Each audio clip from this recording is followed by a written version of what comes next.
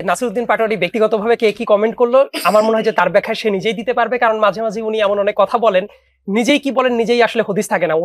উনার কথাবার্তা অনেকে যদি সিরিয়াসলি বিশ্বাস করেন তাহলে তো এমন হইতেই পারে যে বিএনপি 30 থেকে 40টা আসন পাবে আর এনসিপি তারা অলরেডি মেজরিটি আসন পেয়ে তারাই ক্ষমতা নিয়ে নিচ্ছে আর কি। গণভোটের সময় নিয়ে বিএনপি ও জামাত যখন পরস্পর বিরোধী অবস্থানে, তখন তাদের সমঝোতার খবর শুনতে পাওয়ার কথা বললেন জাতীয় নাগরিক পার্টির মুখ্য সমন্বয়ক নাসিরউদ্দিন পাটোয়ারি। তিনি বলছেন যে বিএনপি নোট অফ ডিসেন্টের জায়গা থেকে সরে আসবে আর জামাত হয়তো নির্বাচনের আগে গণভোটের দাবি থেকে সরে আসবে। এই ধরনের একটি ইনার টেবিলে বোঝাপড়ার খবর আমরা শুনতে পাচ্ছি।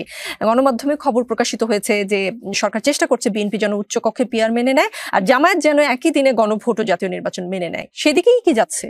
আমি বলি যে নাসিরউদ্দিন পাটোয়ারি ব্যক্তিগতভাবে কে কি কমেন্ট করলো আমার মনে হয় যে তার ব্যাখ্যা সে নিজেই দিতে পারবে, কারণ মাঝে মাঝে উনি এমন অনেক কথা বলেন, নিজেই কি বলেন নিজেই আসলে হদিস থাকে না।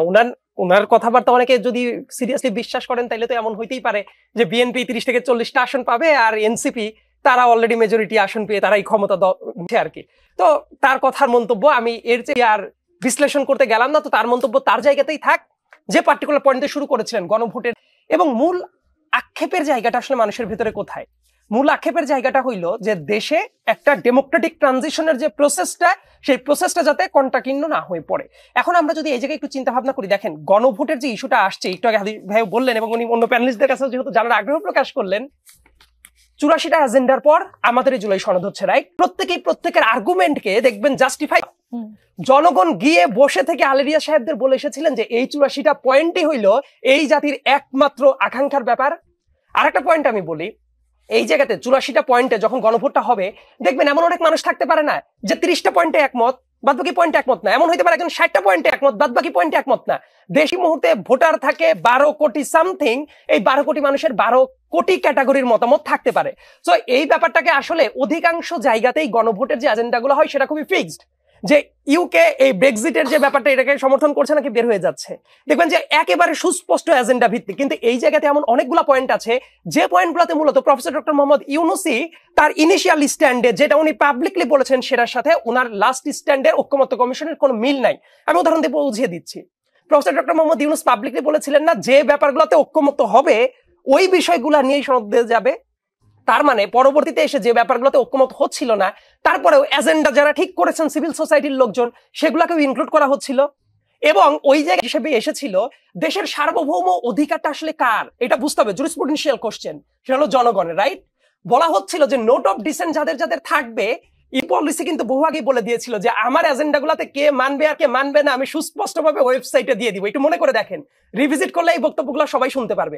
আসলে তো তাই হয়েছে, যে ব্যাপারগুলোতে ঐক্যমত আছে সেগুলো ওকে, যাদের নোট অফ ডিসেন্ট আছে সুস্পষ্টভাবে জনগণের সামনে তুলে ধরা হয়েছে। এখন দেশের সার্বভৌম ক্ষমতার উৎস আমি কি ঐক্যমত্য কমিশনকে মনে করব নাকি জনগণকে মনে করব? That is the real question.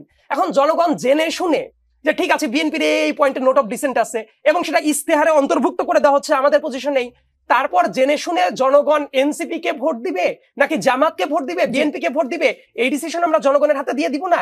নাকি ঐক্যমত্য কমিশনের কেউ ওঠে যে আমিই রাষ্ট্র, ওই 14 লুইয়ের মতো, তাহলে কি আমরা ওইটাতেই?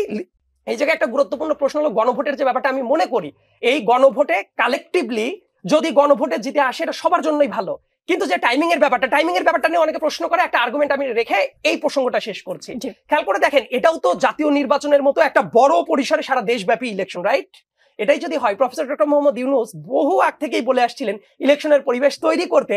মাসগুলোর কথা মনে আছে, জানুয়ারি থেকে জুন, এপ্রিল থেকে জুন, এবং তারপরে ডিসিশন যেটা যে না এপ্রিল থেকে জুনের আগে হইলে ঠিক মতো হচ্ছে না, তারপরে ঠেলে ঠুলে এটাকে ফেব্রুয়ারি পর্যন্ত। তার মানে তাদের লজিক অনুসারেই ফেব্রুয়ারির আগে কোনো ইলেকশন এর পরিবেশ তৈরি করার মতো পরিবেশ ছিল না। তাহলে কি এমন ঘটে গেল যে এখন তারা নভেম্বরে ইলেকশন চাই? ঠিক আছে, যদি এটাই মনে করতো তাহলে তো নভেম্বরে ইলেকশন। জি, পাটোয়ারি সাহেবের কথাকে যতই উড়িয়ে দেন না কেন, একটা সমঝোতা হলেও হতে পারে। তার এই কথাটা আমরা এটা না, বরং আমরা যেটা বলতে চাই যে ঘোষণাল ইলেকশন যদি একই দিনে হয় এবং নোট অফ ডিসেন্টের প্রশ্নগুলো যদি অ্যাজ ইট ইজ থাকে, যেটার পর ভিত্তি করে প্রফেসর ডক্টর মোহাম্মদ ইউনূস সনদটা সাইন করিয়েছিলেন, এই জায়গাটা থাকলে আমার মনে হয় না যে মেজর